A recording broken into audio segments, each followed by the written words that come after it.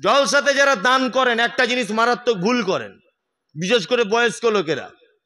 আমি একটা ভালো পরামর্শ দিচ্ছি, আমার পরামর্শটা নেন, সত্যি আপনার কাজ হবে আগামী দিনে। এক, বয়স্ক লোকেরা দান করবেন আপনার বেটার নামে। পৃথিবীর আপনার অপরাধ কেউ ক্ষমা করতে পারে না, নির্দ্বিধায় বিনা স্বার্থে বিনা বিনিময়ে ক্ষমা করে দেয় কে? মা। আল্লাহ, এদের সঙ্গে কখনই অসৎ ব্যবহার করবেন না। অনেক মানুষকে দেখতে পাচ্ছি আল্লাহ টাকা দিয়েছে, শুধু ওমরা হজ করতে যাচ্ছে, ফরজ হজ করেছে 2 বার, আবার দেখছি বলছে এবছর আবার নিয়ত করেছে একটু পশ্চিমে যাব, মৌলী সাহেব দোয়া করবেন। মানে ও ভেবেছে মনে হয় পশ্চিমে জান্নাত পড়ে আছে, ও ভেবেছে আর কি। কি বললাম বুঝলেন না? ওর ওটা ধারণা যে পশ্চিমেই মনে হয় জান্নাত আছে। আমি মমতাজুল ইসলাম বলছি, শুনুন, বাড়িতেও আপনার জান্নাত হয়ে যাবে, আপনি আপনার আব্বা মায়ের সঙ্গে একটু ভালো ব্যবহার করুন। কি বললাম বুঝলেন? আব্বা মায়ের সঙ্গে ভালো ব্যবহার করুন। এখানে একটা প্রশ্ন অনেক জায়গায় করে, কি করে? বলছে কি ভালো ব্যবহার করবো, আমার বড় ভাইয়ের নামে 2 শতক জমি বেশি করে লিখে দিয়েছে। আচ্ছা বলুন, আমার বাপ যদি আমার অন্য ভাইয়ের নামে 1 বিঘে জমি বেশি করে লিখে দেয়, তা আমি আর কোনোদিন ওর সঙ্গে ভালো ব্যবহার করতে ইচ্ছা হবে? হবে? অনেক বাপের আছে না 2 চোখে বিচার করে, একটা বেটাকে একটু বেশি করে আর একটা বেটা একটু কম, এরকম বাপ আছে না নেই? তোমার বাপ যদি তোমাকে কিচ্ছু না দিয়ে সব তোমার বড় ভাইকে লিখে দেয়, তবুও কোরআন বলছে উফিউ ওয়ালা তানহারহুমা ওয়াকুল্লাহুমা কাওলান কারীমা। তারপরেও তুমি তোমার আব্বা মায়ের সঙ্গে এমন কথা বলে দিও না যে তোমার আব্বা মা তোমার কথাতে শব্দটুকু বলে দেয়। জমি টোটাল বঞ্চিত করে দিয়েছে, সংসারের 1 ফোঁটা আয় ইনকাম তোমাকে কিচ্ছু দেয় না, তারপরেও তুমি তোমার জায়গায় অটুট থাকবে, কারণ তোমার আব্বা যে বিচার করেছে এর জন্য কিয়ামতের দিনে সে সাজা ভোগ করবে। তুমি কেন তাদের সঙ্গে অসৎ ব্যবহার করে, তুমি কেন আল্লাহর দরবারে খারাপ হতে গেলে? ওই জন্য আপনাকে বলছি, পিতামাতা খুব ইম্পর্টেন্ট, খুব। কত ইম্পর্টেন্ট দেখবেন। একজন লোক এসেছে আল্লাহর নবীকে বলছেন, ইয়া রাসূলুল্লাহি, আমার পরিবারের ভিতরে সব থেকে বেশি ভালোবাসবো কাকে? আল্লাহ রাসূল বলছেন, ক্বালা উম্মুকা, তোমার মাকে। ক্বালা সুম্মা মান, প্রশ্নকারী আবার বলছেন আল্লাহ রাসূল তারপরে কাকে? বিশ্ব নবী আবার বলছেন তোমার মাকে। তারপরে কাকে? রাসূলুল্লাহ বলেছেন তোমার মাকে। আল্লাহর নবী তারপরে কাকে? বিশ্ব নবী 4 নম্বরে বলছেন তারপরে তোমার আব্বাকে। কারণ হলো এই যে তোমার মা তোমাকে 8 থেকে 9 মাস, 9.5 মাস পেটে ধারণ করেছে, তোমার পায়খানা পরিষ্কার করেছে, তোমার ভাত তুলে খাইয়েছে, তোমার পায়খানার জায়গায় হাত দিয়ে কাঁচা পায়খানা ছুঁচিয়ে দিয়েছে। শুধু এই নয়, তুমি টক খেতে ভালোবাসো, তোমার জন্য টক রান্না খাইয়েছে, তুমি মিষ্টি পছন্দ করো, না খেয়ে তোমার জন্য রেখে দিয়েছে, 30 মাস তোমার বুকের দুধ পান করিয়েছে। এই জন্য রাসূলুল্লাহ বলেছেন প্রথম নম্বরে তোমার মা, দ্বিতীয় নম্বরে তোমার মা, তৃতীয় নম্বরে তোমার মা, 4 নম্বরে হলো তোমার আব্বা।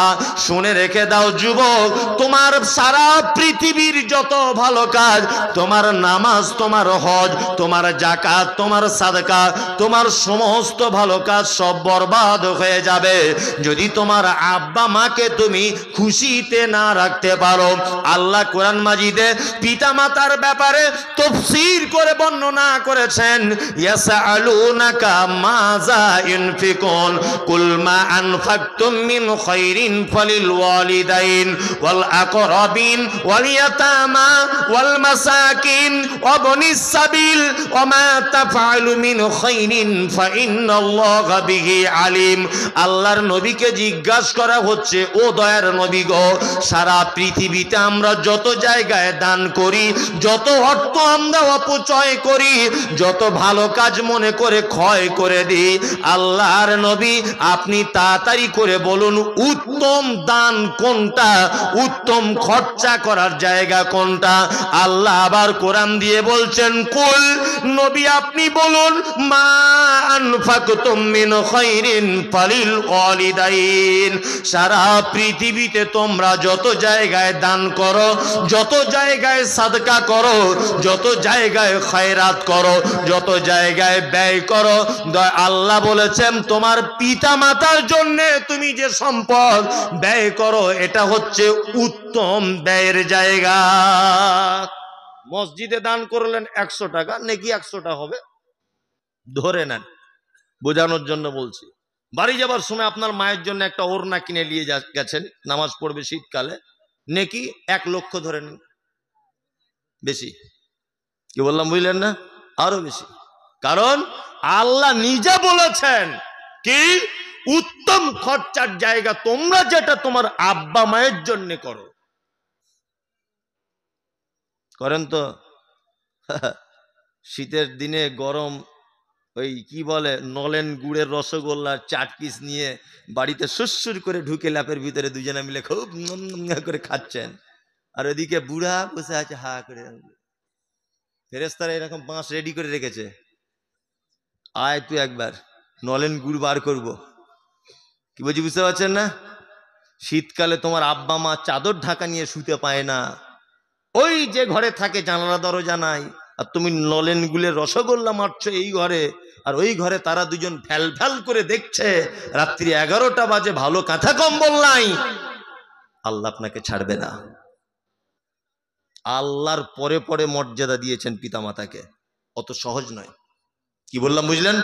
খুব বয়স্ক মানুষরা ভাবছে এইরকমই তো জলসা চাইছিলাম, হ্যাঁ এইরকম, এই আজকে দিচ্ছে আমার বেটাগুলোকে। এই ঘটনা ওটা নয়, ঘটনা হচ্ছে একটা কথা প্রথম বলেছি, বীজ যেমন হবে বীজ তার ফল তেমন হবে। অনেক লোক বলছে মেজে বৌমার কথাই বলে না, ছোট বৌমার তো বাবা ধারে পাশে টেকা যায় না, বড় ছেলে তো ওরে বাবার দিকে তাকালেই মুশকিল, মনে হয় খেতে আসছে। হবে না, তোমার ছেলের বয়সটা যখন তোমার ছিল তুমি কেমন ছিলে একবার বিচার করো, একবার বিচার করো। যে মৌলভী সাহেব বেটাগুলোকে এতবার বলছি বাপ নামাজ পড়, বাপ নামাজ পড়, একটা বেটাও যায় না, ও যাবে না। তুমি যে ওই বয়সটা সিনেমার টিকিট কেটে রায়গঞ্জে বসে থাকতে, বয়সটা বিবেচনা করো। কি বললাম বুঝলেন না? ওই জন্য বলছি আপনি প্রথম দিন থেকেই পিতা হিসেবে ভালো হন, আপনার সন্তান আশা করা যাবে ভালো হবে। আপনি আপনার পিতামাতার সঙ্গে ভালো ব্যবহার করুন, দেখবেন এমনিতেই আপনারও সন্তান আপনার জন্য ভালো ব্যবহার করবে। করবে না? করবে।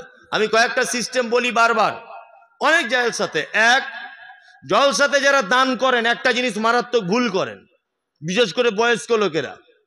আমি একটা ভালো পরামর্শ দিচ্ছি, আমার পরামর্শটা নেন, সত্যি আপনার কাজ হবে আগামী দিনে। এক, বয়স্ক লোকেরা দান করবেন আপনার বেটার নামে, যে আমার 4 বেটা সাইফুল, আশরাফুল, আব্দুল করিম, আব্দুল ওহাব, 4 জনের নামে 1000।